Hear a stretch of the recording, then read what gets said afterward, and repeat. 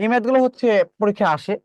কোন পরীক্ষায় রহিমের প্রাপ্ত নম্বর হচ্ছে 82, 85, 92, চতুর্থ পরীক্ষায় তাকে কত নম্বর পেতে হবে যেন তার প্রাপ্ত নম্বর গড়ে এত হয়। তো আপনি ও প্রথম পরীক্ষায় পাইছে 82 পাইছে, দ্বিতীয় পরীক্ষায় পাইছে 85, তৃতীয় পরীক্ষায় 92 পাইছে এবং চতুর্থ পরীক্ষায় এক্স পেলে, তাহলে গড় মান 4 দিয়ে ভাগ করলে কত হবে? 87 হবে। বুঝতে পারছেন? তাহলে এখানে যোগ করে দেন, 9 এবং 5 কে 7, 7 8 9 9 হবে। এখানে কত?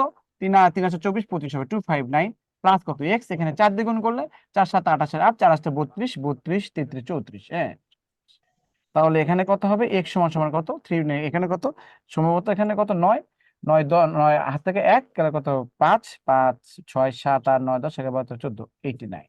আনসার হবে কত? 89। এই হবে আমাদের আনসার। আছে? হুম।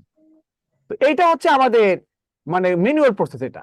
আর যদি বলেন না শখটা একটু মানে একটু চিন্তা করে বলি, হ্যাঁ, এখানে দেখেন আপনি আপনি যে পরীক্ষাগুলো দেন, হ্যাঁ, আপনার যে পরীক্ষাগুলো হয়, ধরেন অনার্স পরীক্ষা হয়েছে, ফার্স্ট ইয়ারে এত জিপিএ পাইছেন, সেকেন্ড ইয়ারে এত জিপিএ পাইছেন, থার্ড ইয়ারে এত জিপিএ, এখন ফোর্থ ইয়ারে কত জিপিএ পেলে আপনার আপনার স্যার 30 ফোর্থ ইয়ারে কত জিপিএ পেলে, ফোর্থ ইয়ারে কত জিপিএ পেলে আপনার মানে 3.2 বা 3.5 হবে, এরকম হিসেব করেন না বলেন?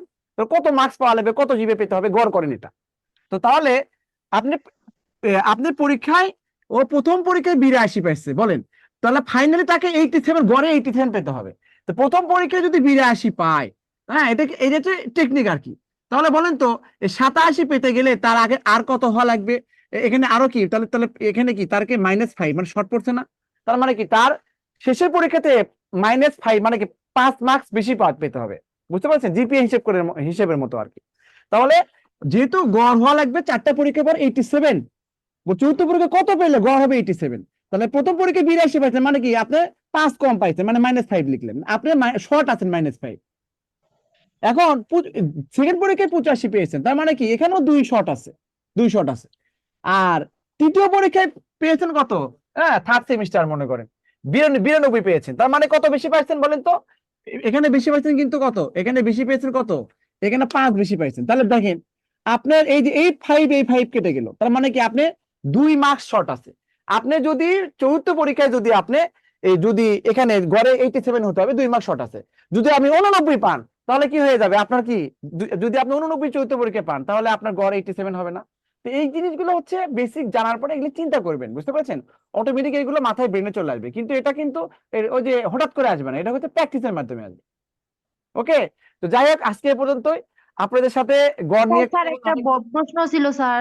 যে এখন হচ্ছে এখন তো ক্লাস প্রায় শেষ।